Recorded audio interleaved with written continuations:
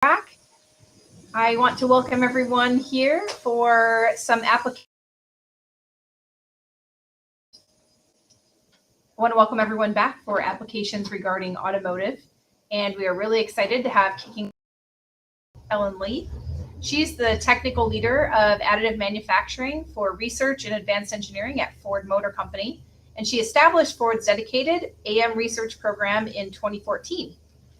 I'm going to bring her up on the stage now.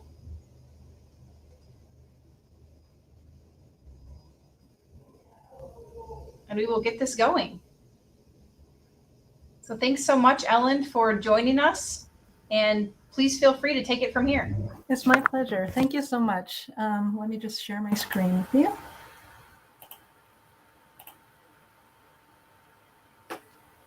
Okay, hopefully everyone can see this. So let me just get started. It's really a pleasure to be at TIPE again this year. Ever since the inaugural conference last year, I've been looking forward to this year because it remains the best virtual conference that I have attended since the beginning of the pandemic. So I'm really excited to be here to hear about all the fantastic advances in additive manufacturing. So today I'm just going to highlight a couple of things that are new at Ford and in the automotive industry in additive manufacturing.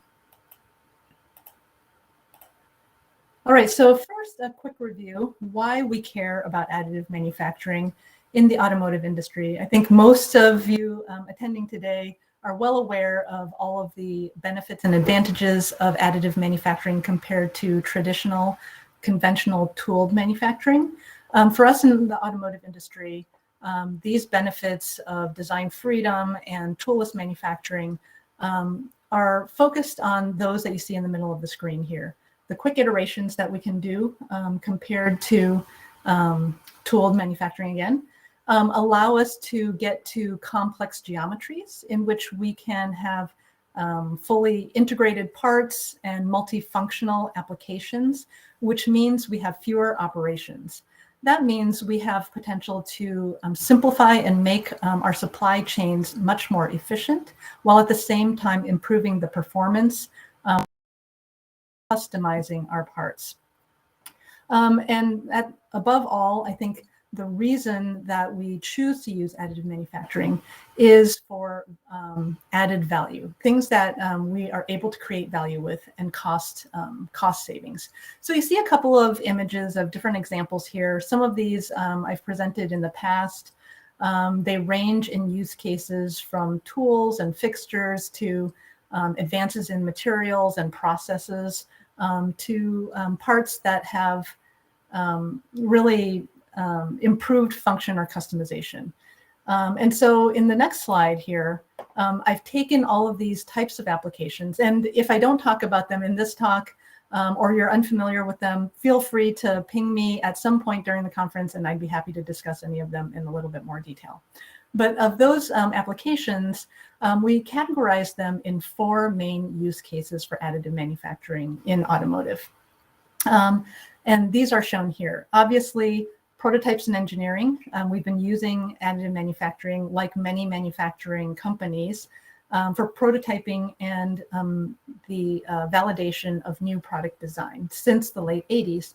And as the technologies, the materials, the processes continue to advance, we're able to go to more and more functional validation that only increasingly helps speed our time to market. In the next category, manufacturing tools, fixtures, and jigs, we have made a huge push to really support our manufacturing floor to make much cheaper, lighter weight, fast turn tools, lift assists, and so forth. And not only does this help us in those areas of time to market and lightweight parts, but they even increase the quality of the parts that we're assembling or that we're making. And importantly, they improve the ergonomics for the operators in our manufacturing factories. But it's the bottom 2 that give us the biggest opportunity for value creation. And those are when we leverage the design freedoms for performance and customization, as you see in the bottom left-hand corner, and then series production parts, as you see in the bottom right. And these two obviously have some overlap. In some areas, we have very low volumes where we're really focused on how to get that performance through the complex design. But we're also very, very interested in how do we get scalability. So it's really that scalability question that's at the forefront of our minds. And so about what's new and maybe expand a little bit about what is not new. So the ultimate goal to achieve advancements in the technology towards scaling remains constant. But there are a couple of advances that we've made since the last time I was able to talk to most of you. And those highlights are listed here. One was a publication of a US car roadmap for automotive additive manufacturing. So US car, for those of you who are unfamiliar, is the United States Council for Automotive Research. And this is a collaborative where the US auto OEMs are able to pre-competitively get together to be able to advance big topics that need collaboration. And so while some of the areas that we need specifically in order to have faster acceleration and wider acceptance of additive manufacturing through the auto sector, while those needs are not new, our communication of them in this publication is new. And I'll cover some of the highlights in these 4 areas that I've listed here. Then I wanted to touch really quickly on sustainability. Again, sustainability is not a new concept for Ford. We've been at the leading edge of sustainability in other areas outside of additive manufacturing for quite some time. It's core to our DNA. But now that we've made significant advances in technology and production feasibility in additive manufacturing, we can turn more of our efforts into sustainability. And I'll just give one quick new example of that. And then finally, a little bit more fun, is looking at the use of additive manufacturing in personalization and customization applications. And so we'll show a couple of new use cases of that with additive manufacturing. So the biggest question in the manufacturing industry for additive is scalability. And the factors that influence scaling can be quite different from sector to sector. So what I'm showing you here is just a comparison of aerospace industry needs to automotive industry needs. And aerospace has enjoyed so much more success in implementing additive solutions. And it's because of some of these differences in the drivers. So although both industries have a high need important need for high performance and long-term durability of parts and a range in part sizes from small to large, you see a huge difference in the scale or volume, where aerospace typically has thousands to tens of thousands of parts for high volume. Automotive is more in the hundreds of thousands to millions of parts for our high volume applications. But at the same time, we have a very high level of cost sensitivity. Our margins remain so low because we want our customers to be able to afford the products that this combination of scale and cost is a really tough combination for us. The other important area that has different drivers for scaling is in the materials. So deservedly so, many of the materials that are available that are most prominent today for 3D printing are those that have been designed for the aerospace industry and the applications, exotic metals, titanium, Inconel, and so forth, as well as high performance engineering thermoplastics like PEEK and PEC. The automotive industry very rarely, almost never uses those types of materials. And we depend a lot more on the metal side, steels and aluminums, and on the polymer side, still engineering thermoplastics, but more in the lower melt temperature range and very high level of glass fiber reinforcement and not quite as much as carbon fiber reinforcement. The other area is in manufacturing. The rate or the throughput or cycle times that are needed for us because of our high volumes is a huge difference. And because we have a quite complex supply chain where more than one supplier might be supplying a part, we demand much more flexibility in our manufacturing value chain. And so that means that in quality, we need to focus more on how to build in repeatable, reproducible quality into the machines and processes and materials, and away from 100% inspection. And so a lot of these drivers went into the discussion to put together map for automotive additive manufacturing. So what I'm showing here is the cover of the publication. And if you have interest in looking at the details of the report, just go to uscar.org. You can search for Roadmap for Automotive Additive Manufacturing, and you should be able to download this article here. As I mentioned, this was a collaborative effort of the US auto OEMs and included several colleagues from each company, from Ford, GM, and Stellantis, and was facilitated by Energetics. So I'm going to go over relatively high level these 4 areas that I mentioned previously about what we really need in the automotive industry. So the most significant one, as I mentioned previously in that comparison of our scalability drivers, is automotive grade materials. So in many cases, those aerospace materials are over-engineered. So although they will perform to the requirements that we have, they will make it very hard to have a good business case for scaled production. And so what we really do need is cost-effective materials, and at this stage, more common materials so that we can help to develop a robust supply chain. In addition, the materials need to be more sustainable, including either renewable or recycled content, have lower embodied energies, or in some other way contributing to the circular economy. But above all of these materials need to be validated and characterized well for automotive use cases. So I have a couple of examples here with some details. And again, if you download the report, you'll be able to read all of this in much more detail.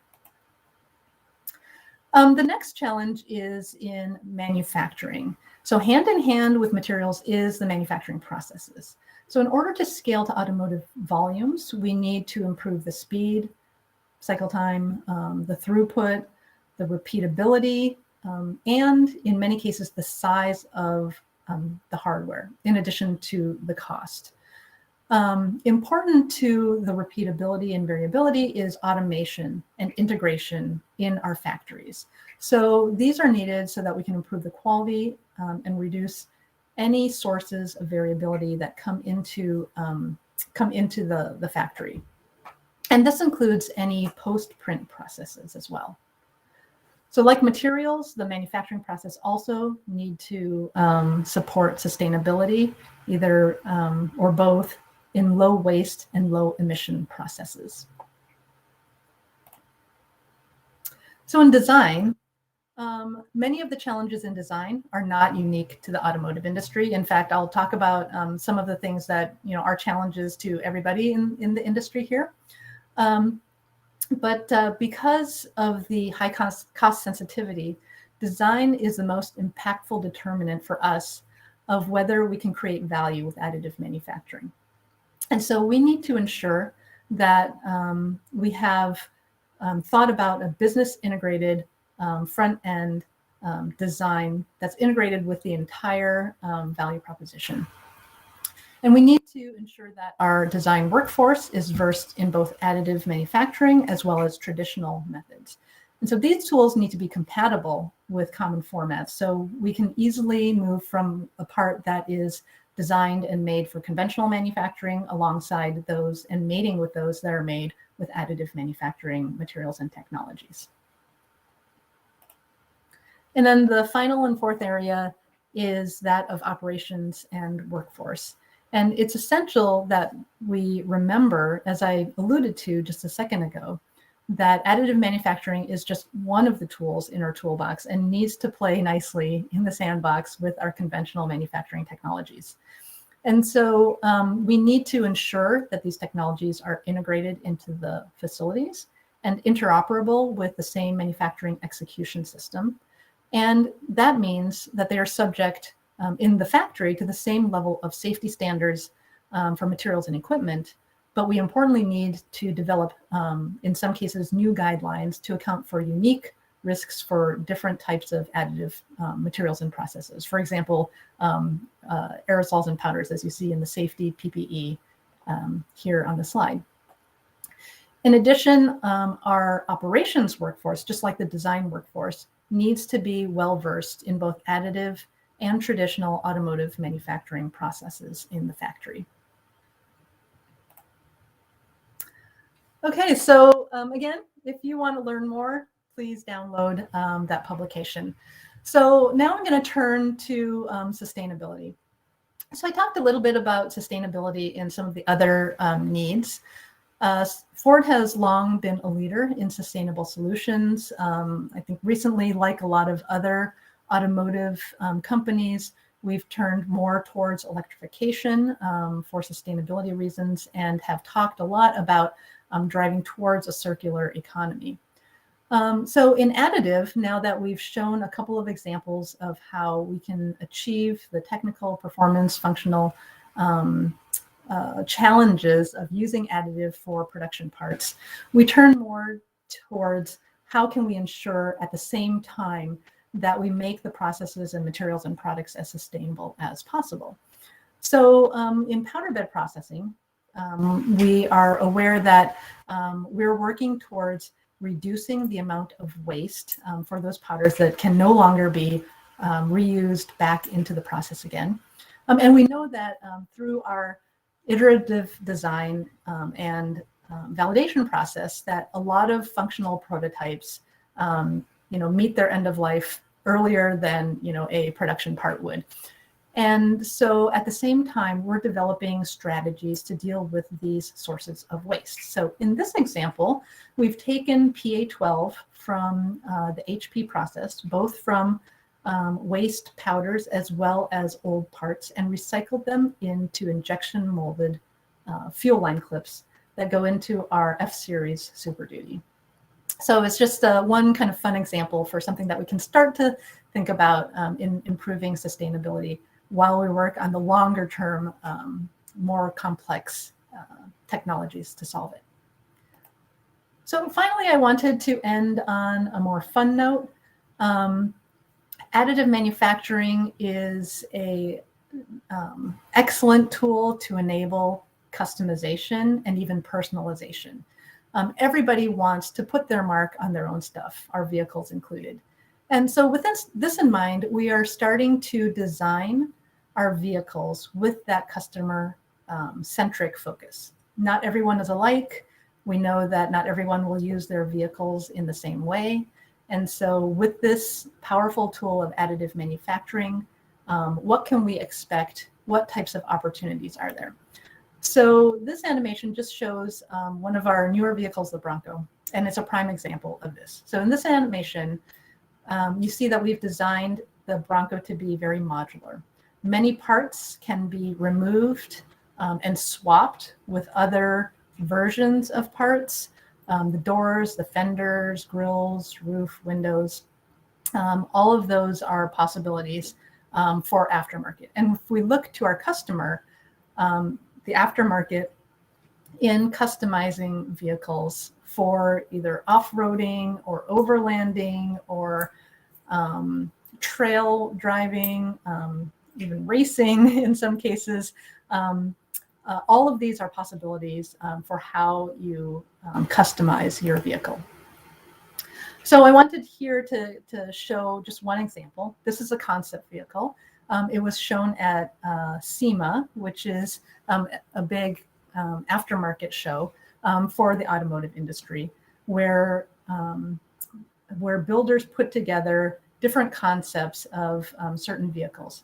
So this one was shown in 2020. It's our Sasquatch concept of the two-door vehicle. And again, you see a lot of differences between this and the base model that you just saw in that modular design where the door has been removed. And in this case, we've put in some 3D printed content. You see on the exterior of the vehicle on the hood is our trail sites. So these help our customers as they're driving off-road to locate where the front of their vehicle is. But they also need to have the strength and toughness to be able to tie down things, towing, however one might choose to use their vehicle. And on the interior, we've also included 3D printed grab handles that you see here on the IP, as well as here in the floor console. So not only do they have a great aesthetic, they help, they're very strong, yet lightweight to keep those drivers and passenger inside the vehicle because we've removed the door here. So this gives us a very powerful tool to be able to think about how to make the vehicle exactly what we want for our use case. In other ways, we're also tapping into the aftermarket area with customization. For example, for our Mustang customer, those Ford Performance customers do a lot of aftermarket customization of their vehicles. This one example is for those customers who would like to race their vehicles on the track.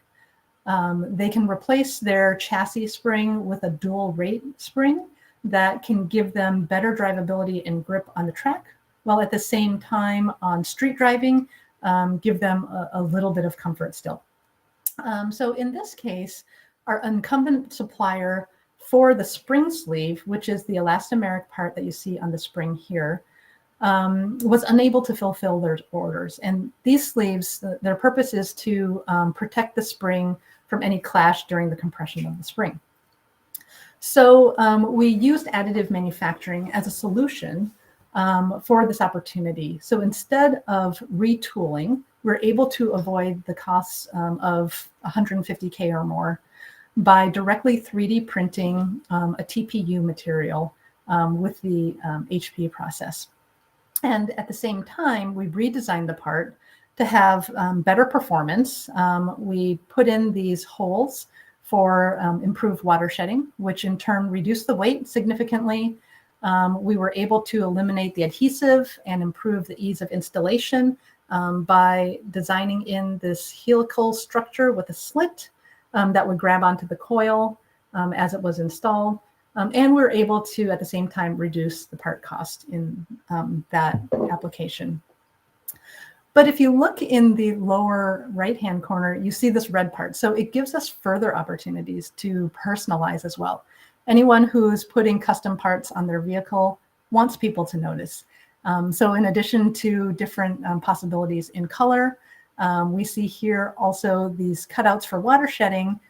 This one went onto a Bronco. So you see silhouettes of Broncos cut out in that sleeve.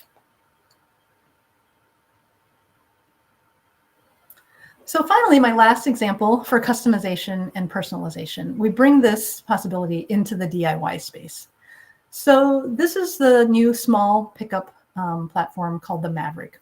And again, we're focusing on allowing our customer to make their vehicles work for their lives with two unique features. One is called FlexBed, as you see here, and the other one is called Fits.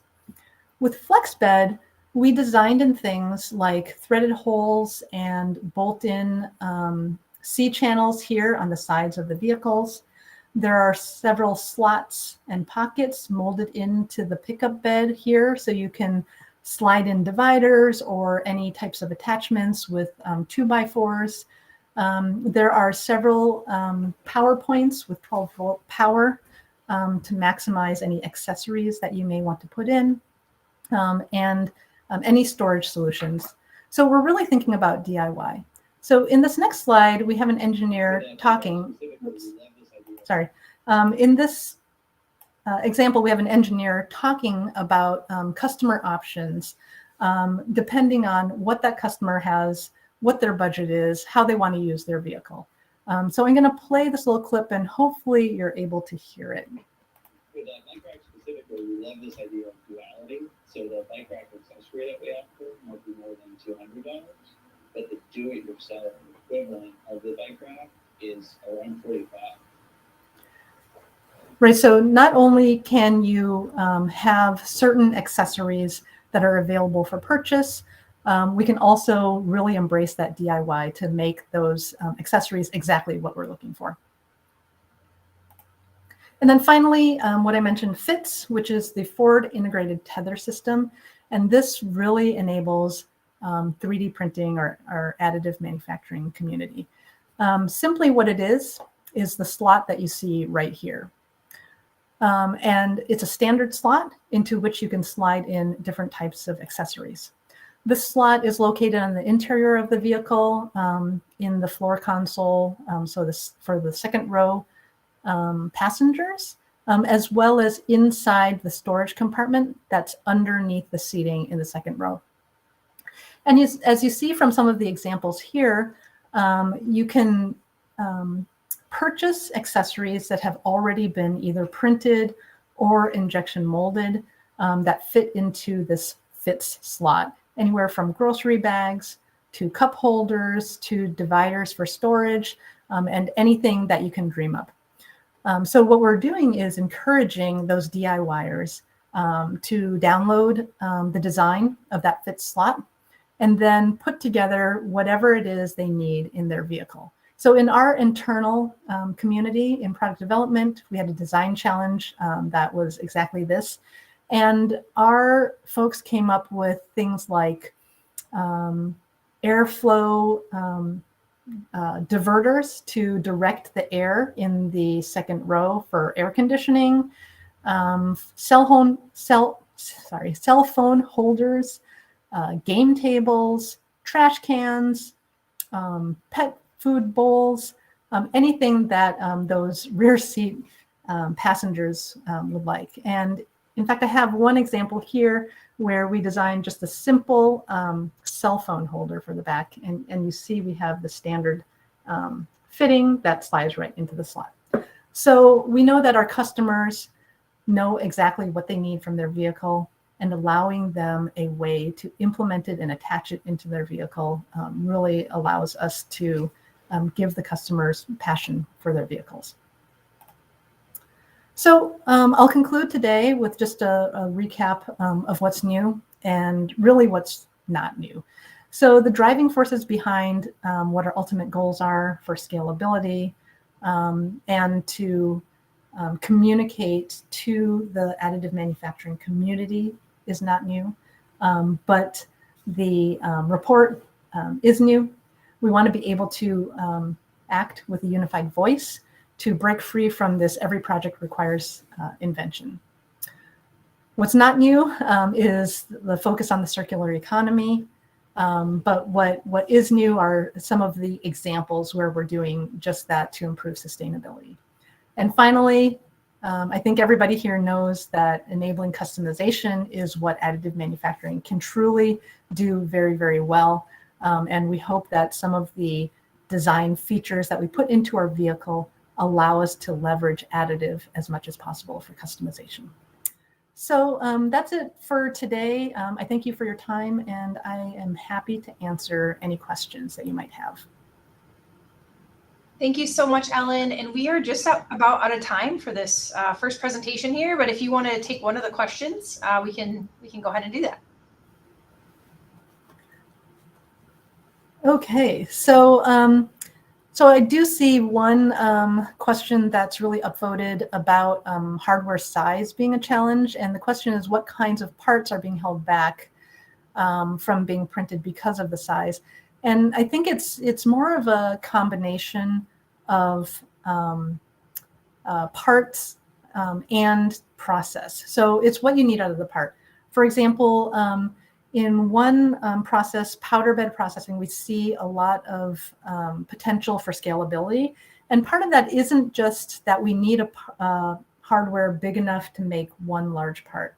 We need it to be large enough so that we can nest many parts together so that we can improve the throughput of the parts. And so while we're still looking at relatively modest sized parts, in some cases they're large in one dimension and not necessarily in another, but we want the ability to be able to make many of them at a time because of the long print time per batch. So I know that it didn't answer specifically the question. So it's more about not the part itself, but the nesting, the throughput, and the potential for integrating applications together. So I know that we are out of time. I want to stay on track, so I'll end for now. But if people want to contact me outside with the general chat, I'd be happy to discuss further. Thank you so much, Ellen. Thank you so much for joining us, and we look forward to talking to you during networking. Great, thank you.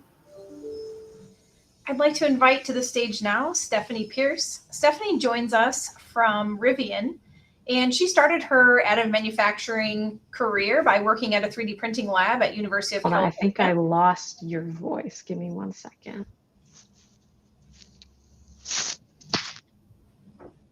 Also, Ellen, can you stop screen sharing? Thanks. Okay, Liza, can you hear me?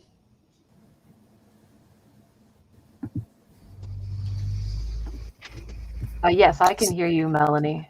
Okay, Stephanie, can you hear us now as well? Yes, I can. Sorry, I had a Bluetooth technical difficulties, but I'm good now. Okay, Thank no you. problem. Thank you for bearing with me. Can you hear me as well? Yeah. All right. We can, yeah. So you got your start as an intern in the 3D printing lab at University of California, then went on to work as an application engineer, and now you're with Rivian. So without further ado, let's go ahead and get you started. Awesome. I will jump right in. Let me get my presentation going. Oh.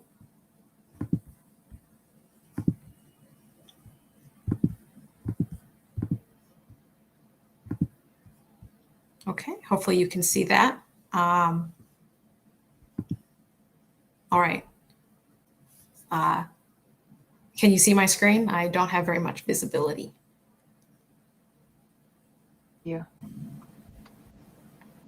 Yeah, we're good.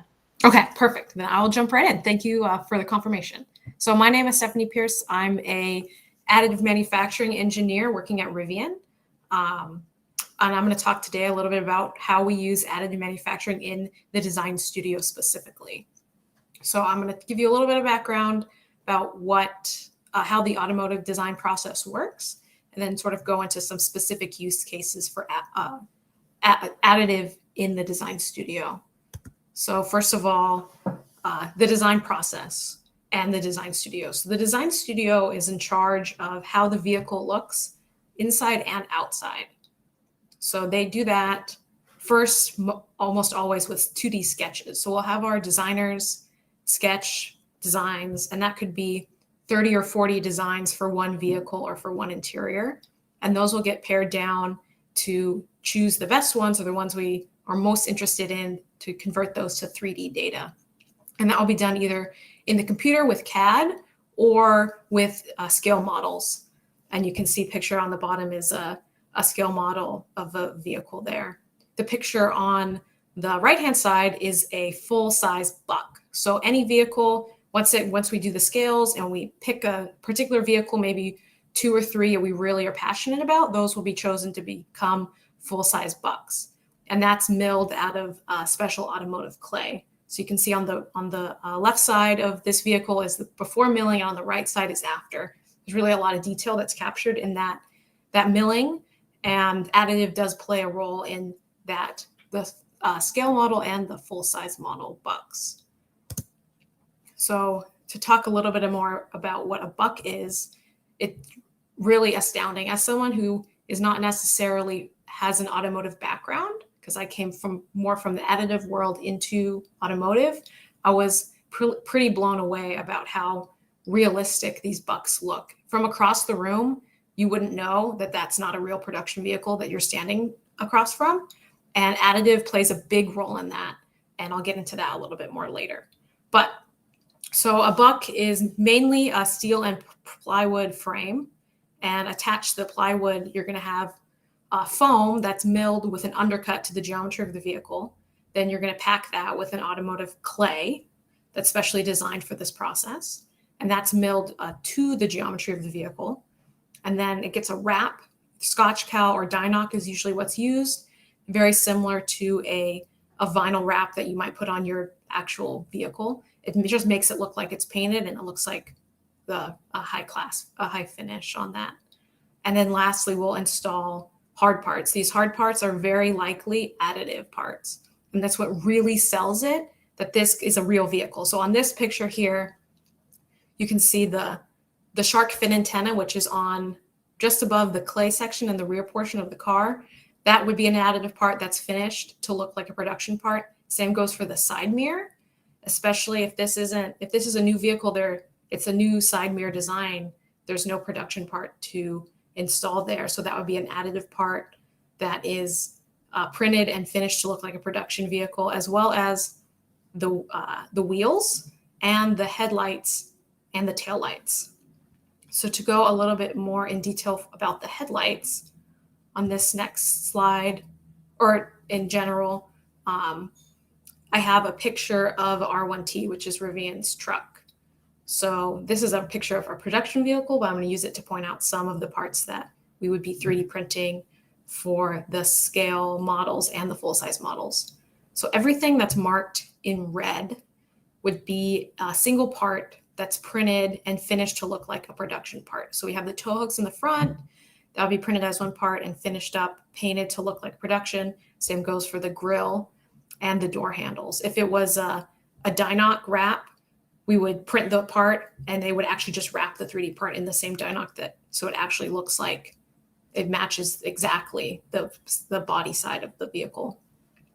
For the parts shown in blue, these would be multi-part assemblies. So for the side mirror, you can see it has sort of 3 finishes. The top is a silver, the bottom black, and then in the center, there's a little bit of a reflector or a light.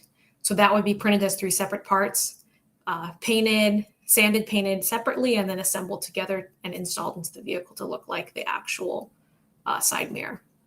For the wheels, you can see in this picture, there's sort of a couple different components going on there. You have the brakes and the calipers in the back part of the wheel. That's yellow, so those will be printed separately. You have the main black body and then 5 sort of silver details. Those would be printed separately as well too, and painted and assembled later. So depending on the complexity of the wheel, you could have easily 20 printed parts for one wheel times 4 wheels on the vehicle.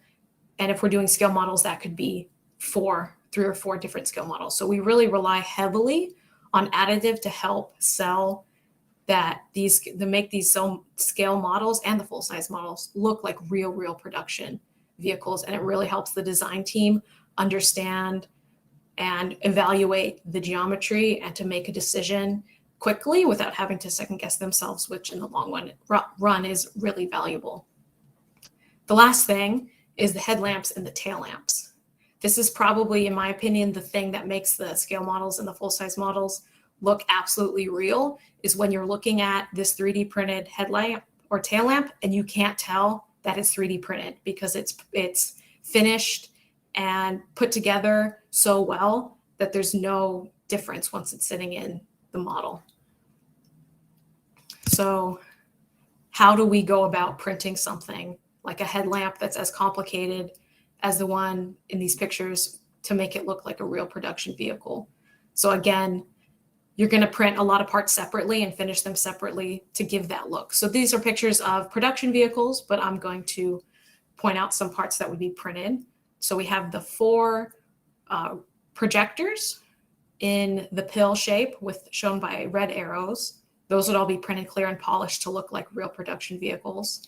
You have the black background, again, printed and finished. And the blue pill light, that would be printed as well, clear, and then either rub-ons or maybe be blasted finish to give that specific look, whatever they're looking for.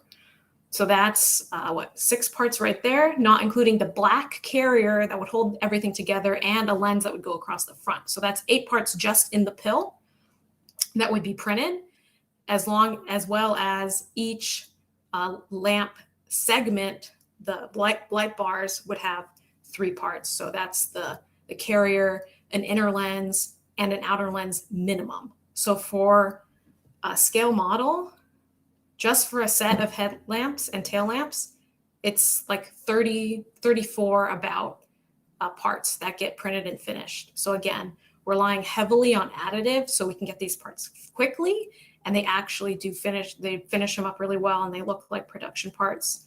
And if we're doing, again, 3 or 4 scale models, that could be 100 parts just for lamps.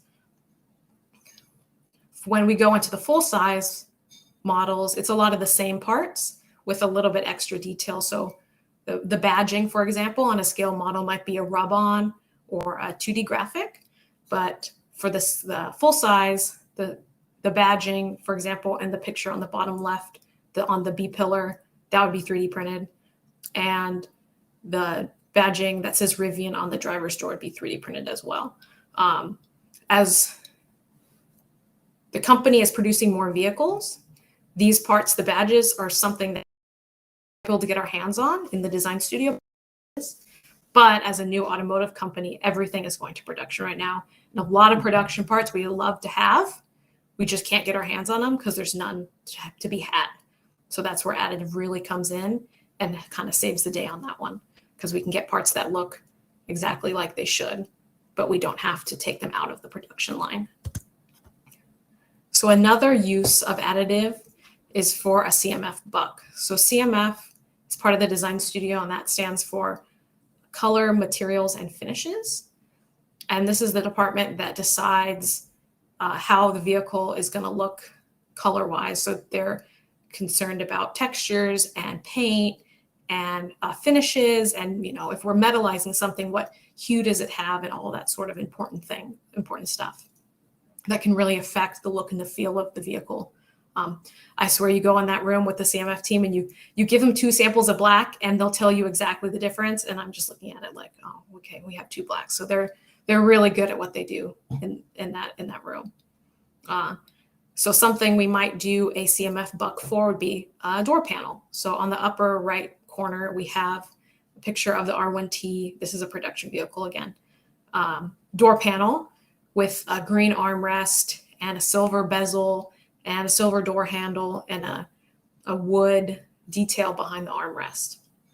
So for a CMF buck, we might mill that door panel out of foam, and then all the parts I just mentioned, the armrest and the wood bezel and the silver bezels, I would be printing those, and they would be installed into the model and finished to look like whatever they're trying to mock up. So it might be 3 or 4 different finishes on each part, and they would be deciding what sort of trim levels they want to go to. Maybe we're doing a refresh on a vehicle and they want to put some new colors in, or it's a completely new vehicle with new parts and they want to just get an idea of what they want to go with color-wise. That's a great use of additive because it's really quick. And I can be printing those parts that are interchangeable while the milling is taking place. And that really gives us a lot of working in parallel. That's really advantageous for us time-wise. Same goes for the center console on the left side picture. The armrest, the silver bezel, the wood trim detail could all be printed and finished to look like the real deal, and then installed so that they can make a decision color-wise and finish-wise what they want to go with. We'll even send parts out that are printed to get metallized, get that metallic finish that's projection level finish.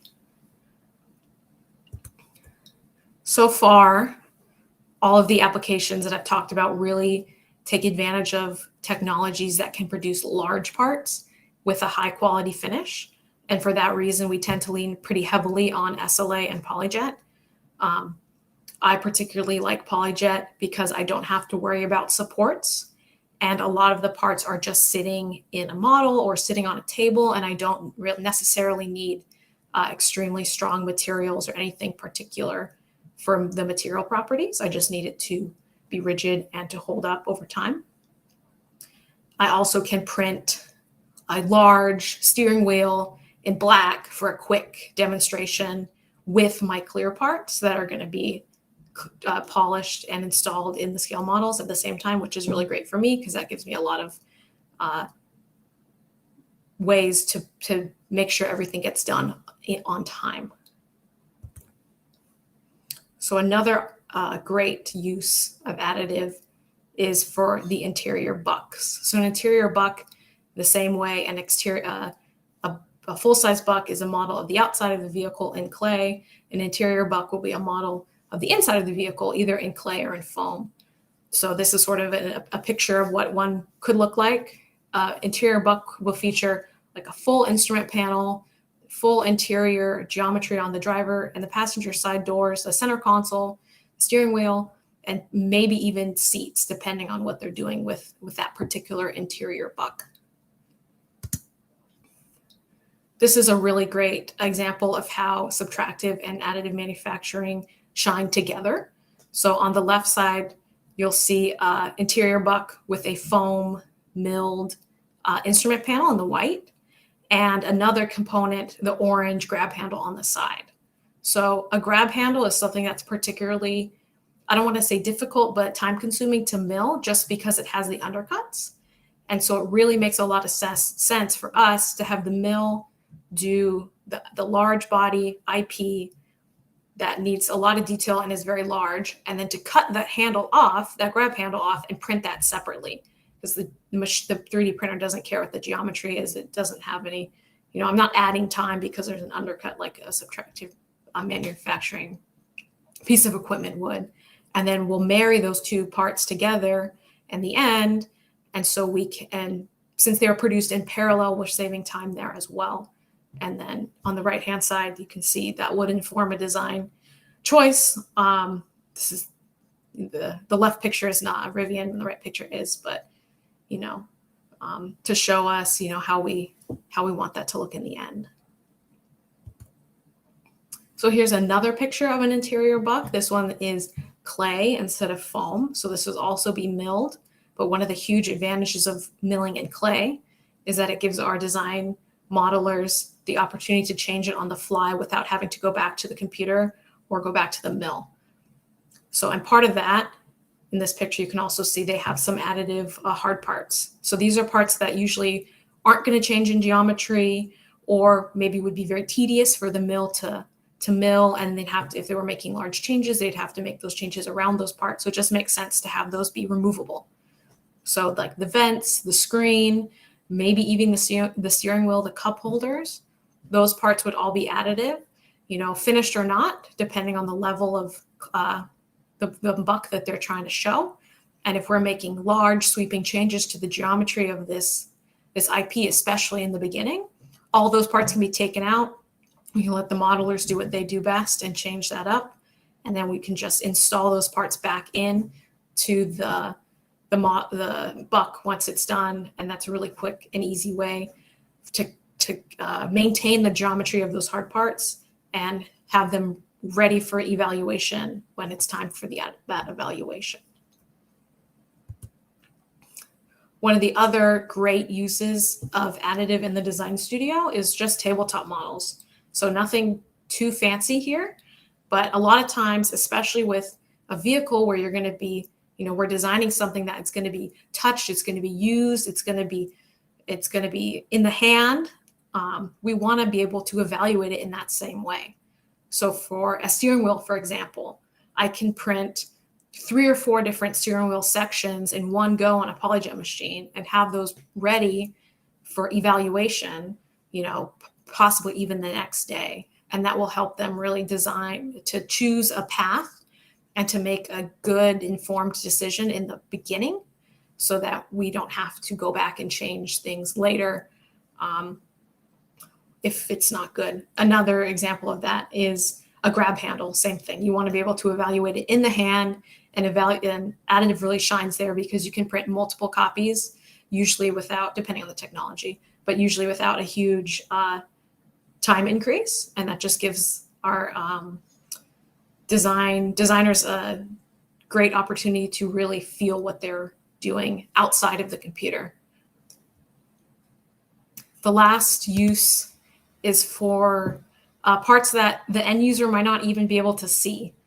So something that we do a lot of in parallel with the bucks, which is a physical way to evaluate the geometry, is we'll do a evaluations in a VR space. So all these pictures are of VR bucks. And those will usually consist of just a driver's seat, a steering wheel, and pedals. And even though they're not actually evaluating that seat and that steering wheel and those pedals, it's just there to give some, to ground the VR space. So if you reach out, put your hand on the steering wheel in the VR space, you're reaching out in real life and feeling a steering wheel. And I'll print parts, especially pedals and steering wheels for that, especially if those designs evolve, they want it to match up with the VR space. And we'll usually do these in FFF or FDM technology because we want it to be really robust for a lot of different users evaluating that, especially people that are trying to reach out and grab things that they might not be able to actually to see. You don't want someone to smack something in it to fall apart. So we'll lean heavily on FFF and FDM for those applications. So that's pretty much everything I have for you today. So I think one of my favorite applications is the parts that get put into the bucks. And I know that we covered a few other applications. And so I think that's all I have. So I'm going to jump into the questions. I'm going to close this down. So feel free to put any questions there. Let's see, stop sharing. Here we go. Hey, all right. So if there's any questions, you can just throw them in. What AM techniques are used in printing these parts? Most of the parts that I showed would be PolyJet. And that's just one of the machines that we have in-house. And it does a really great job of doing high quality parts that are large. And then I can print multiple different materials at once, which is really a huge time savings, especially when we're under a deadline. Any plans for metal printing? In the design studio, we don't have so much need for metal. A lot of the parts that have metal finishes get done as a post-process secondary operation. And so I would love to work with a metal machine. I think that'd be really cool, especially in end-use production parts. But for the design studio, we're mostly just evaluating geometries. It's not really quite in the cards quite yet for us. Ooh, okay. Let's see. Stephanie, I think you have time for one more question. It looks like there's 2 more left. Do you want to pick one and Sure. wrap up? What are the challenges of getting engineers management to buy into AM, or is it easy peasy? I always say that you just got to show them the numbers. So if we're outsourcing additive at a large quantity, let's say we don't have a SLS machine at Rivian quite yet. If I wanted to justify that, I would just find departments and say, how much do you spend outsourcing SLS? Does that justify having a machine in-house? And a lot of times, especially as you go higher up the chain, I feel like the numbers will speak for themselves. And especially if you're the type of person to say, I'm willing to take on that and be in charge of it and manage it, then I probably will get somewhere with that. And I think that's my time is up. So thank you very much for joining me today, and I really appreciate it. And I know there's a lot of other good talks, so I will let you have the rest of your day. Thank you so much for joining us. Thank you. Next, we have a panel, and this is our last presentation for the automotive section of the presentation. So I would like to first welcome our Hey, moderator. Melanie, we're having trouble hearing you.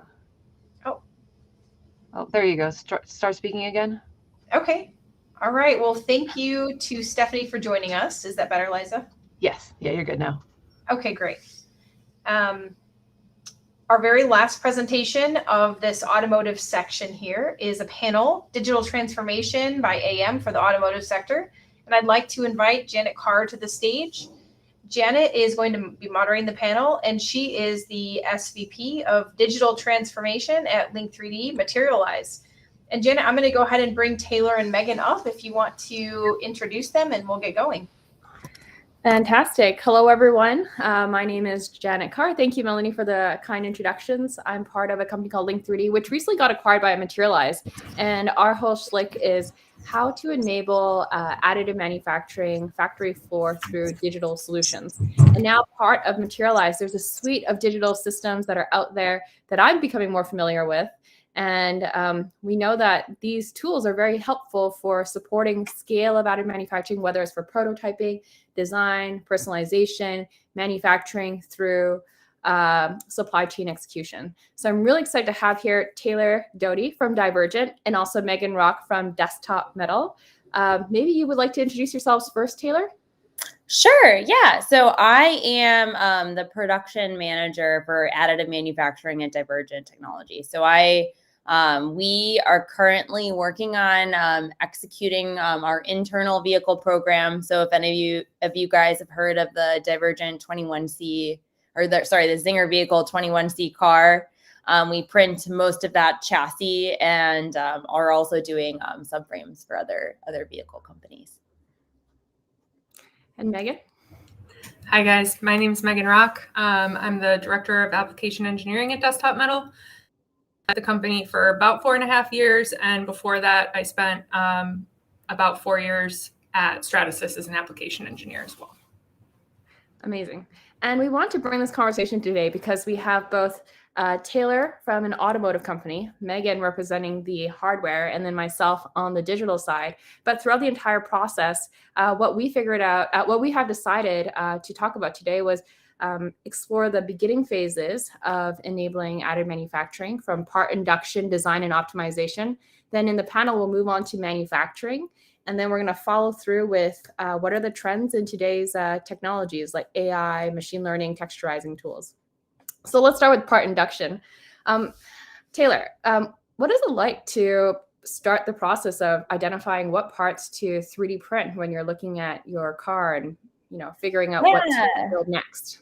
So in the past, I've worked with companies where we've kind of had to scan through like something that already existed and convert a part to AAM or combine parts. So that's a great place to kind of look. But since we kind of already are committed to using AM to develop subframe systems of the vehicles and stuff like that, we like design knowing that the system is going to be additive because we've kind of already like designed our 3D printed like alloys, like all of that stuff. So we kind of look at it on a system level, like what does this design need to look like? And because we kind of have our defined machines that we have available, we kind of design it to what we have in house. Again, you come from a different angle. Desktop Metal, you guys are selling obviously machines and materials and even software systems. How do you guide organizations, especially in the automotive sector, on identifying parts to 3D print?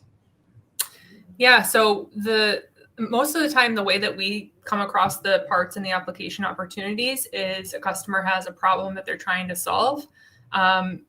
Sometimes those opportunities are very difficult. So we call those torture tests, where we're trying to solve something that's never been done before. And we're kind of in completely uncharted territory. And I think additive gives us the flexibility to kind of play those games. It's a really quick feedback loop.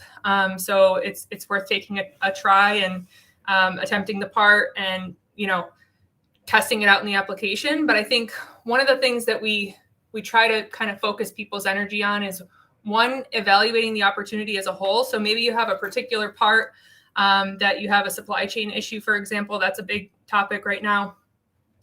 So maybe you have a supply chain issue with this particular part and you want to convert it one for one. We'll typically ask folks to kind of start with like castings or, designs that have sort of similar design for additive kind of techniques, right? So if it's a casting, it's usually pretty easy for us to produce that using binder jet without a lot of modifications.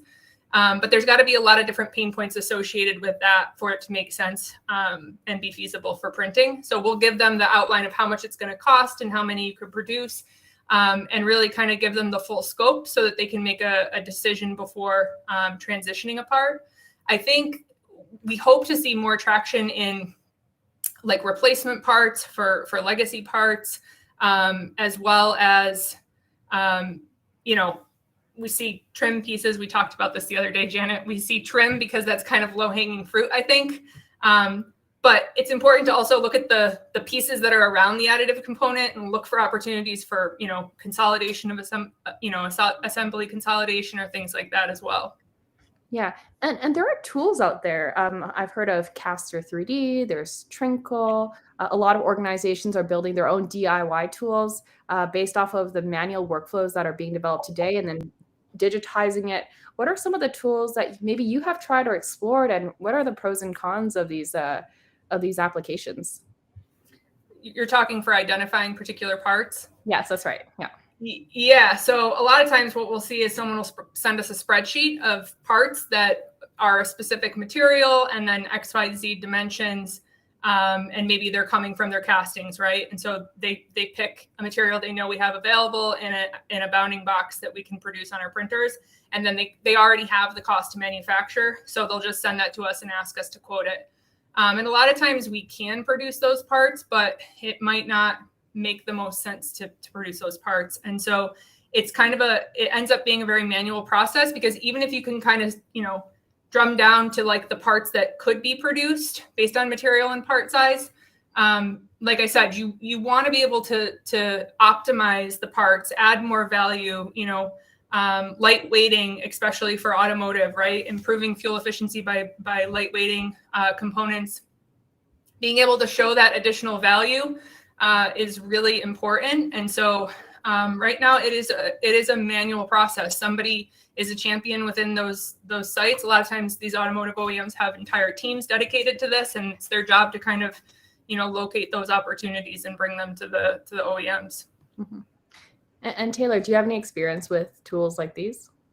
So not in my current job, but previously, when I worked at GE, we did go through and try to like identify the components. And for us, it was really important, like Meghan said, that even though maybe the cost to manufacturing might go up or be the same, it's important to kind of work with your organization to assign like cost for like not for lightweighting.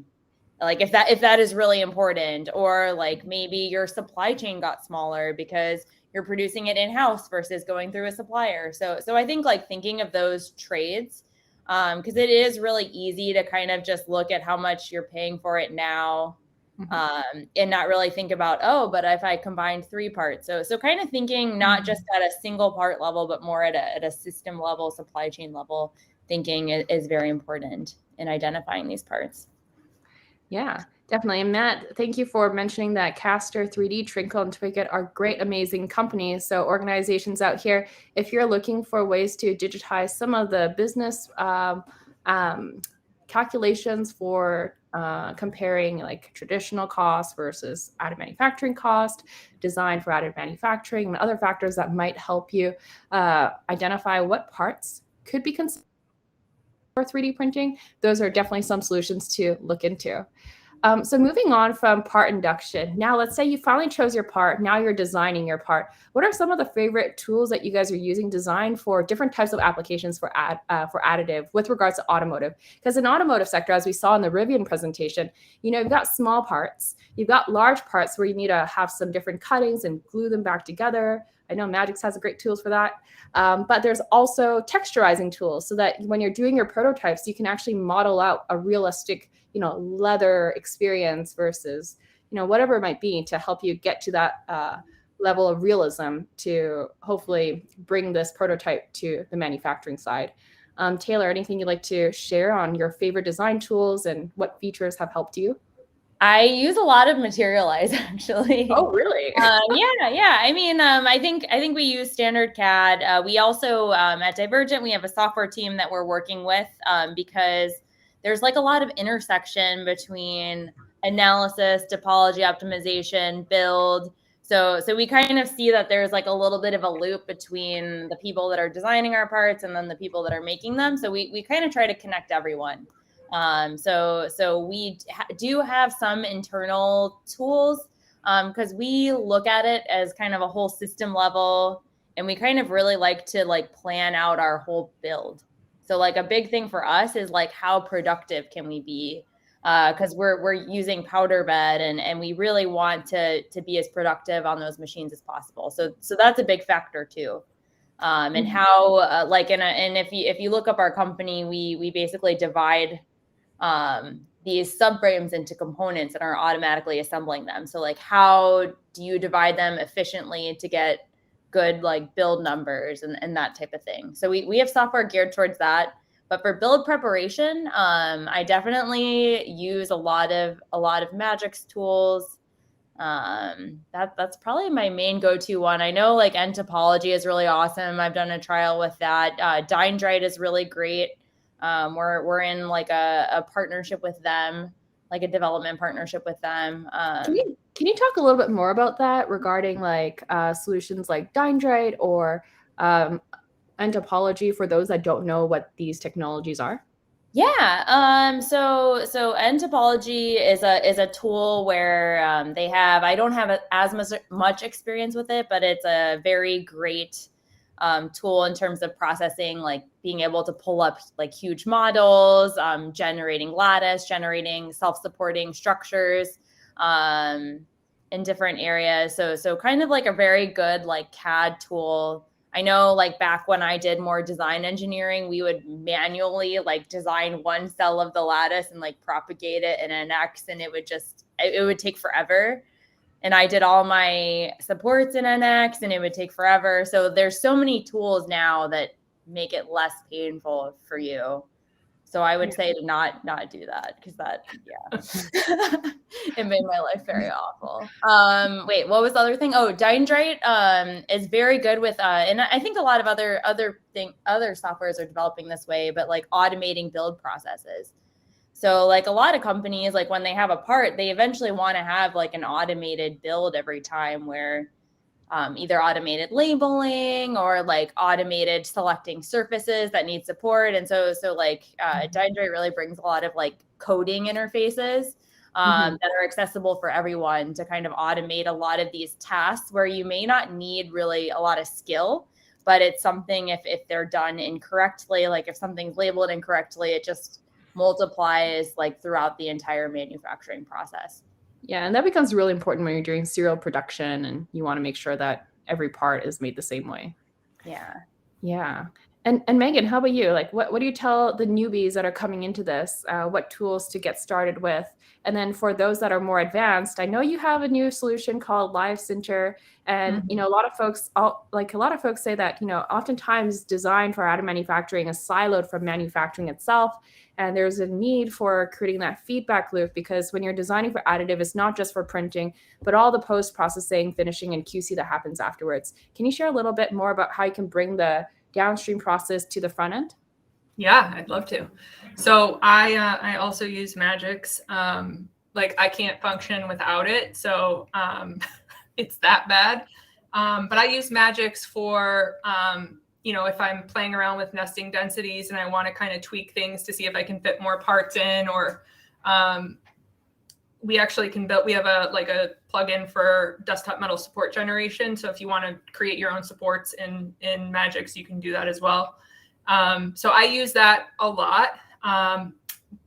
One of the other softwares, like you said, Live Sinter, is really interesting because for the binder jet process, the place of highest risk for us is actually in sintering. It's not during the printing process. So we're not building up forces. We're just gluing together metal powder particles.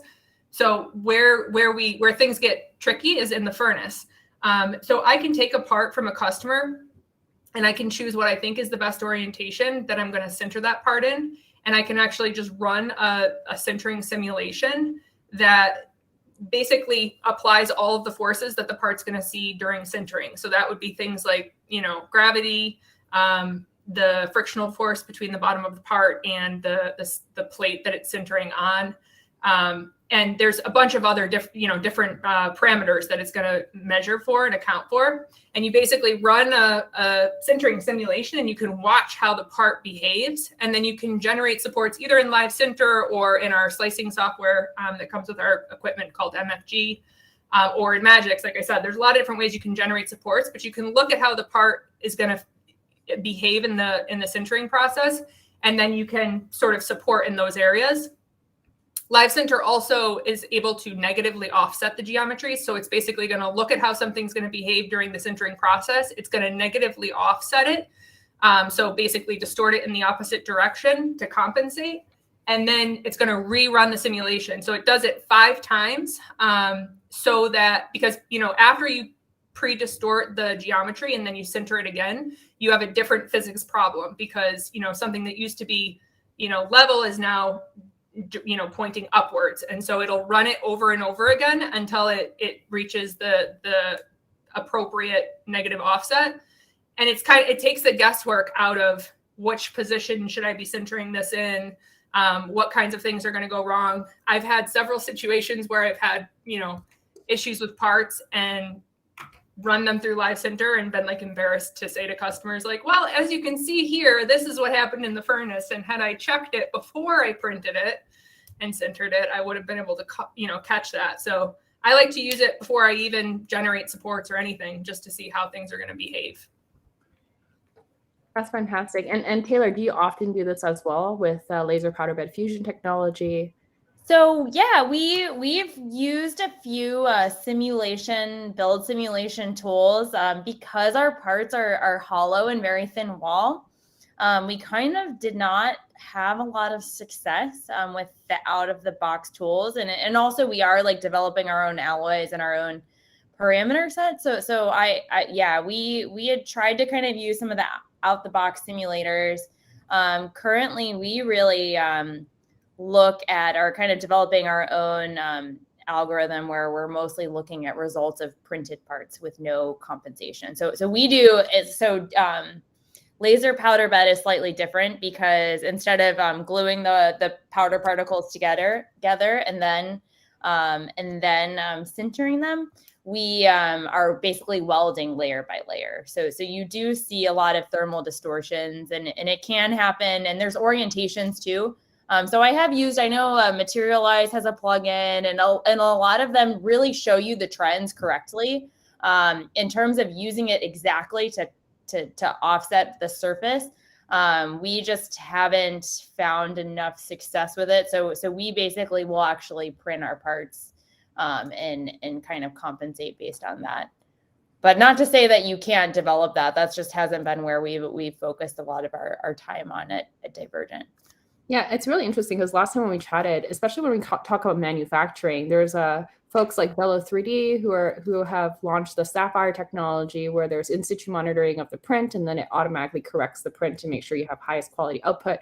And so is Markforged doing it with the Eiger technology. Is this something you think all equipment manufacturers will end up adopting? Meghan, I was curious what you think of the pros and cons with in situ closed feedback loop type equipment. Yeah, so I mean, today for the binder jet side, we take images of every printed layer.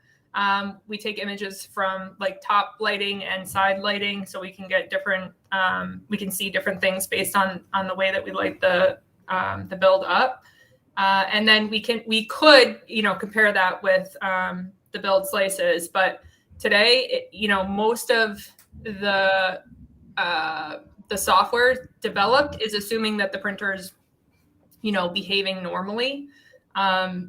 In terms of in situ or during the printing process, right now there isn't anything that's actually checking to make sure. But you could imagine if you look at a layer and then you look at what's actually printing, you could imagine capability there. Mm-hmm. But sometimes, like Taylor, so one thing about laser powder bed fusion is you can check layer by layer, but sometimes when you do the post-processing, the heat treatment in the hip, like maybe the issues might have resolved itself, right? Yeah. So we see that. We're definitely looking into in situ monitoring, and I definitely think most machine manufacturers, that's my cat, most machine manufacturers have some type of in situ monitoring that they're offering. And I definitely think the technology of that's going to be good, but there are some things where you might not see it because the process may have gone as intended, but the internal stresses within your part could have caused cracking like further in the build, and that's just where you don't see it because it's buried under the powder. So I think even though we're getting really good and it's really exciting, there's still like mysteries that happen during the process that you might look through all your sensor data, and we collect and real-time monitor a lot of our sensor data, and we'll have a part that comes out and it becomes really hard to root cause. So it's still really important, like all the engineering principles with understanding the manufacturing process you're choosing, like your part geometry, your part material, all that stuff. Yeah, and that's why it's really interesting, because I've been advocating for digital platforms for additive manufacturing for the last 5 years. And it's interesting to see how, you got like general MES systems that don't work very well for additive manufacturing because the data model isn't designed for additive, where, additive manufacturing, you got parts that are splitting, combining together, going off on their own paths. And so when all the data gets to be connected and tracked and traced, there's so much interesting opportunities for analyzing this information to figure out what the root cause might be. But like you mentioned, the root cause can come from anywhere. Did it come from design? Did it come from, preparing the build? Was it the environment, manufacturing? So being able to capture that data is probably helpful. Yeah, I agree. On that note, while we're still on the simulation-ish discussion, Samar Allen wanted to ask, what software do you use for motion simulation? Is that something you use? For motion simulation. Or do you ever use tools like ANSYS for doing Yeah. So we mostly use like HyperWorks type software for like stress analysis, load analysis, and we have like a crash team that probably use, I'm not 100% sure, but they probably use like Ellis Dyna to do the nonlinear crash analysis. I'm not as involved with that. I'm mostly looking at anything to do with like build simulation or the part geometry types. How about you, Megan? Especially when folks are building manufacturing parts, what type of simulation software might be helpful for binder jetting technology? So I don't know. I tried to get confirmation if I could talk about this beforehand.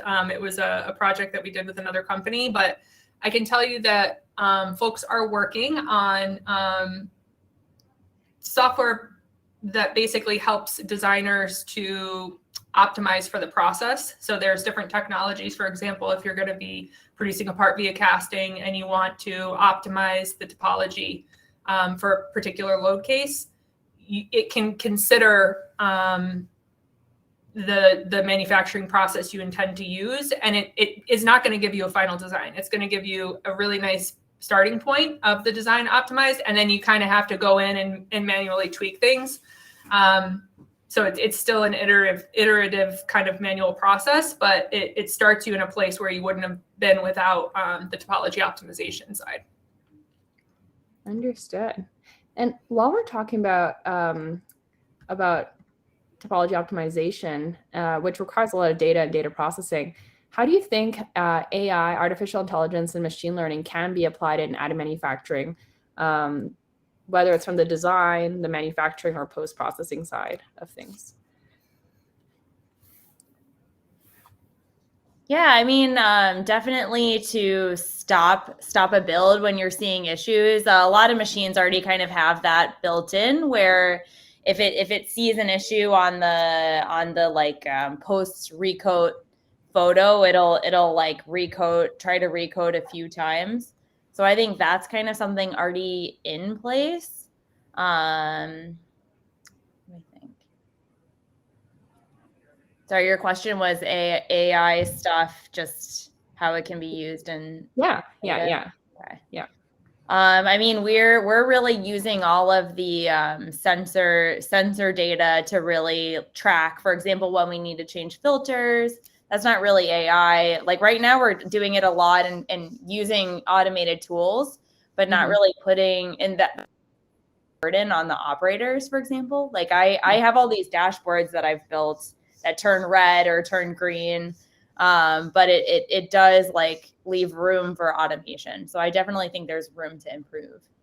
Yeah, I personally still think, like, after talking and working with so many different organizations, we're not necessarily at the stage of all using AI and ML yet, but maybe the first stage is data collection and having a clean data set so you could make sense of the information. But over time, as we progress and understand what this data tells us, there could be more opportunities for using AI and ML for like predictive maintenance, or even potentially if you integrate with a powder management system, being able to understand like how many times could you recycle this material, and how can we potentially get to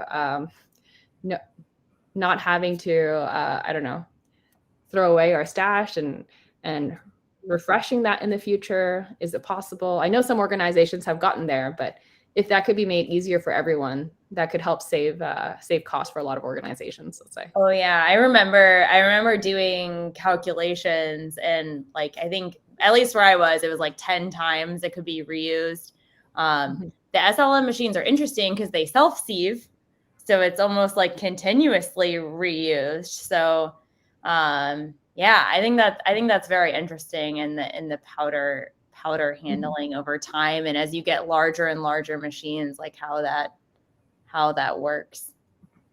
Yeah. Do you have thoughts on that, Megan? Speaking of larger machine size and Yeah, material binder reuse? jet, we keep reusing.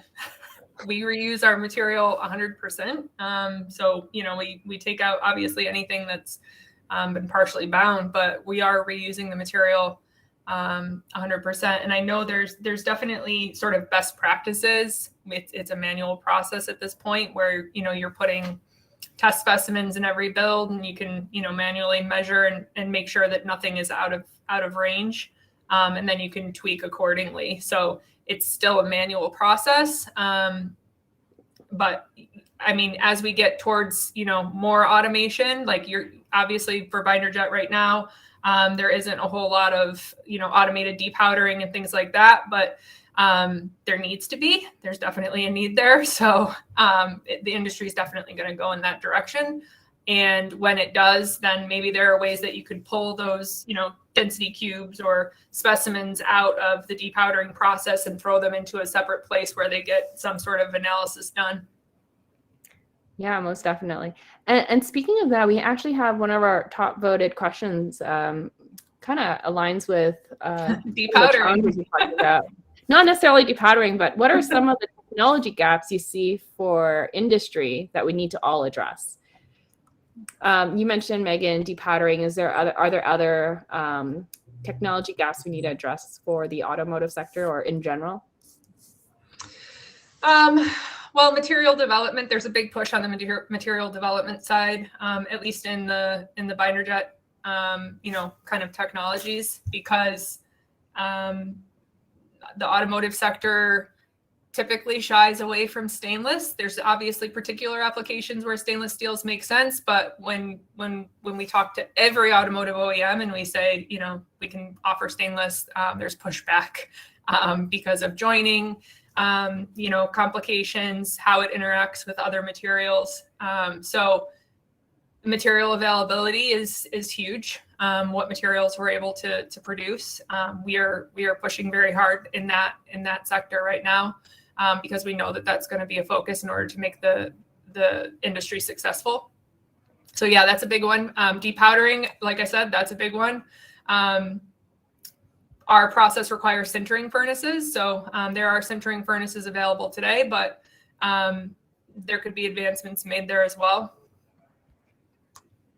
Yeah. What are your thoughts on that, Taylor? I mean, I would say a lot of the same things Megan's saying. I mean, we use a Solucon depowdering system, so like an automated gantry system, to basically vibrate a build plate and move the part around. There's even technology that can look at like your internal passageways, but for us, our passageways are very complex, and we put tons of parts on a build plate. Like that's our goal. And so we still, even with automated systems today, really struggle with really getting all the powder out of our parts. And then also the support processing, like another software program that I didn't mention, but CADS, I think it's called CADS. It has like different, there's different support structures where instead of just being uniform from top to bottom, like it'll have more openings at the bottom and get more dense to the top. Materialise has like the E-stage supports. So like those are helpful, but then still it's hard to, if you're producing a lot of different styles of parts, it's hard to have an automated way of removing support. So you end up having to really rely on a lot of manual skill, very skilled people that aren't going to damage your parts to remove supports. So those are the two big things that I struggle with in my role is managing the production at Divergent. Those are really important ones. Imagine a day where you can just hit print, but we're probably that will never happen. Or maybe I'm a little bit jaded. Well, and it's like the support material, you want to be able to back into powder, right? Like eventually, because all of this stuff is waste, and sometimes you need really dense supports to be like, in my process, to be like a thermal conductor. So that's something, as we're really focused on the environment, that's something like we really think about deeply at Divergent. Yeah, speaking of materials, we have an anonymous question that came in. What are the top 3 alloys you're using? And Megan, what top 3 alloys do you see automotive sector wanting to use? So low alloy steels are typically what we're being asked for. I think that we'll see quite a bit of traction in the Inconels, so the super alloys. I think that we'll see some traction there. And then we still get some asks for stainless. So like interior trim components and things like that are being done in stainless steels. How about you, Taylor? Yeah, so we spend a lot of time developing our own aluminum alloy. So we're mostly looked at many different aluminum-based alloys that are okay for crash. So that's really like our materials department. That's what they're focused on. I would say we mainly print aluminum, probably about like 90%. But we we have like a great powertrain team. And so with that, we've utilized cobalt, chrome, and Inconel, which are kind of overkill for what it is, but they're established parameters. They kind of came up in the aviation industry. So we feel really comfortable like pushing the limits and designing with them. It can print at really thin walls.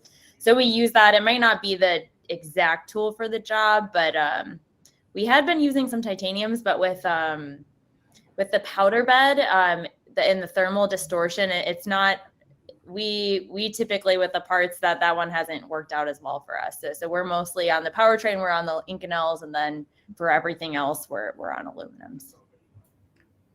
Understood. I hope everyone gets some of those nuggets. Speaking of distortion, another question that Kritagya Kumar asks, simulation result obtained from software are 100% accurate, or we can see a big difference? Kindly comment as per your experience, specifically for direct DMLS process. I guess that one's for you, Taylor. So the trends are typically accurate, but the magnitudes are not. Typically, they use, it just assumes like a linear, it's like a strain-based analysis, and it's not totally right. And it is chunking your part down because it can't solve every layer of your build. So like, I know that people have used them for compensation in the past, but for us really like, and then those softwares will have you run a calibration build where you're building test bars and then you're like cutting them and measuring distortion. So I would say like, it's important if you're using those to follow their like documented calibration process. And then really it gives you really good trends. And I think you can play around with it and get your model depending on the type of parts you make. Like we've had it be very accurate for solid parts. But once you get into more hollow geometries where you're really like making, especially like if we have stuff that are like less, like about 1 millimeter thick. And because it's not putting that many elements through the thickness, or it's like giving you these voxels, like we have not had success with it being accurate, but it is a great tool. Like I would definitely use, I know Materialise has one where you can like run your build and it'll show you the hot spots for distortion. You might want to tie them down with, I would use it or that's how I use it in my job. I'm sure other people have maybe figured it out or use it in different ways. Yeah, for the center-based stuff, we have to use it. There are certain geometries that we can't do without it. So, Yeah. Thank you for that question. And that brings us to another question. You mentioned automation. Have you already automated your machine hardware? And if not, where do you see the highest potential? So I guess there's many angles to this, automating your machine hardware from sieving to manufacturing, then post-processing, or where is automation being introduced? And where are the gaps? Do you want me to start, Taylor? Go for it, Meghan. Yeah. So I think, like I said, depowdering is a very obvious one, and I think also inspection. I think that there needs to be a bit more on the inspection side, whether it's by scanning for dimensional or X-ray, things like that. Ways to automate that would be ideal. It's not something that we have that we like offer or like guide people towards today, but it would definitely help with the process. You could imagine something placing, depowdered parts, preparing them for sintering, and then that going through and being scanned automatically, and then, alerting you if there's anything going wrong. Mm-hmm. On that note, is there any kind of X-ray CT scan that works very well with additive manufacturing metal technologies, or where do you start if you were to explore that further? Taylor, you want to take this one? Yeah, sure. So we, I don't remember the exact tools we use, because that once it leaves AM production, I look at the results, but I'm not the one actually doing the analysis. But we do have a CT scanner. Mm-hmm. Currently, we do use it for everything right now, and we can fit all of our nodes in there, and it's really important, especially when you're doing alloy development, to really make sure you're not seeing any micro cracking or anything, any porosity. So we do utilize our CT scanner a lot.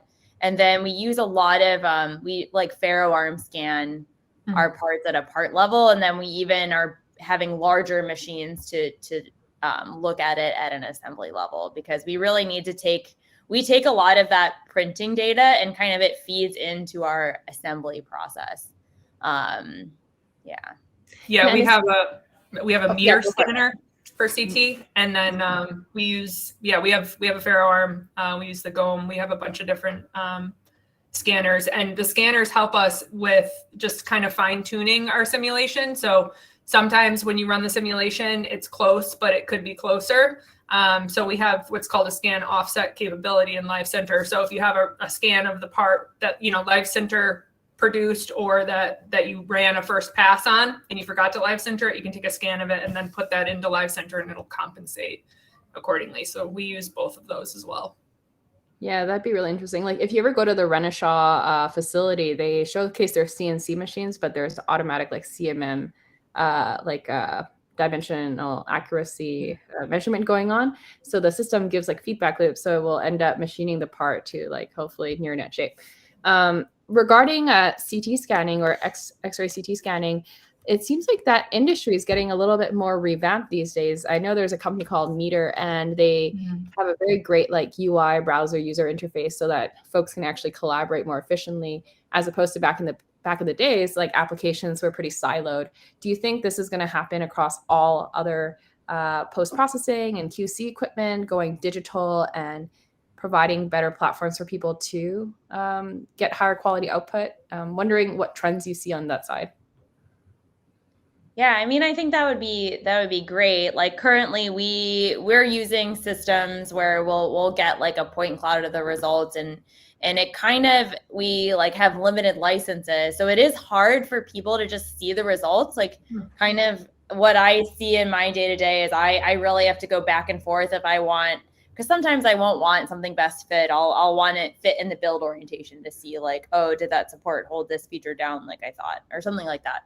So yeah, I definitely think that it would be useful. And when you CT scan, you get these like huge results sometimes, and it you do have to have a certain set of skills to use those machines. So yeah, I do think that would be a great trend going forward, and it would make working a lot easier because, yeah, I mean, that's kind of your scorecard on, right, if you're producing a part is your scan results. That's like kind of part of if you're doing a good job. Another question came out from Desktop Metal, so Meghan Rock, get ready. From Adiola, part numbers and machine qualification are important when migrating to AM. Will you be able to comment on part approval processes that you find useful for your customers? Part improvement processes. Part approval. Yeah, so part improvement could be lightweighting. It could. Is she speaking? Can I see the question? Oh, here it is. It's part approval. Sorry. Yeah, so part approval process. Basically, we're looking at parts. We'd like to see parts that are feature rich. Of course, the material needs to make sense for the application. We'd like people to understand the capabilities of the system so that they can understand, if we are not able to hit a certain tolerance, that they're going to need to do post machining. I usually tell people, like, if you need a precision ground tolerance, you're going to have to precision grind that surface because we're not going to hit that type of tolerance. So we usually try to evaluate the parts and really set expectations so that everybody understands all the different costs, understand the cost of what you would have to produce this using a conventional manufacturing method versus our cost. And so even if there is maybe post machining or things like that, you are probably still doing that on the other side. So maybe you reduce your steps from 16, setups to 3 setups. So we try to just properly set expectation. And I think there's also, with any manufacturing process, there's design rules, and this, additive is no different. And, the powder bed fusion side is going to have a different set of design rules than we do. So a lot of times when people come to us with, they have powder bed fusion backgrounds, they're making decisions that do not lend themselves well for sintering. And so, getting to understand what the design rules are helps people to properly identify parts. Any comments you want to add there, Taylor? Especially as a customer yourself, what are the implications that you put on your suppliers? Yeah, I mean, we are kind of so we develop materials, but we're working with suppliers, for example, to produce our materials or people to supply our machines. So like kind of coming up with what our requirements are can be hard because sometimes we're just working off of data we have or theoretical data. I know we're almost down to a close, so we have 2 minutes left. So feel free to upvote your favorite questions because we're going to look at those now. All right, Kritaya Kumar, another question from you, the last one. Do you guys have observed any dimensional variation after metal powder has been used more than 10 times, specifically on the downskin surface? Very, very specific here. Taylor, this is a powder bed fusion question. So because our machines, so we do not, we are designing our powder to be design our systems are so that we're continuously reusing powder. They're sieving systems that are kind of keeping out the too large particles. And we are monitoring dimensions. I would say that we have a kind of a tolerance that we've developed based on a lot of prints. I don't know if we've actually tracked it through how much the powder has been used. It's actually something that we are working on, is actually collecting more powder data over time on our builds. That's something that we are working on more towards this year. But yeah. That's fantastic. Yeah. Well, on that note, thank you, Taylor and Meghan, for sharing your insights and letting us grill you on all of your digital tools. It seems like there's so much digital tech stack out there that someone might want to learn in order for them to become great contributors to the additive manufacturing group beyond managing machines, processing the post-production activities and design. Anything else you'd like to add regarding other digital tools that you might want to add to your tech stack to become a well-rounded additive manufacturing user? I think, I mean, if you don't have resources to do metal printing at your company, I think like honestly having a plastic printer that you're practicing on or being good, depending on what area you want to work in. I would say like CAD if you want to do designing, or like buying your own printer and setting it up. I mean, the mechanics are always different, but just getting like hands-on experience with the design and machine tools. Thank you. And last words, Megan, before we close this channel? Yeah, thank you for having me. Yeah, thank Great. you. Fantastic. Great. So if you want to meet Taylor and Megan later, feel free to find us in the virtual networking floor. Otherwise, reach out to them via LinkedIn. I will now hand this back over to Melanie. So Taylor and Megan, turn off our cameras. Thank you. Thanks so much, Janet and Taylor and Megan. That was a really interesting panel session. And that closes out our automotive section for the industry track. We'd like to invite everyone to go back once again to the main stage, where we will have networking for the next.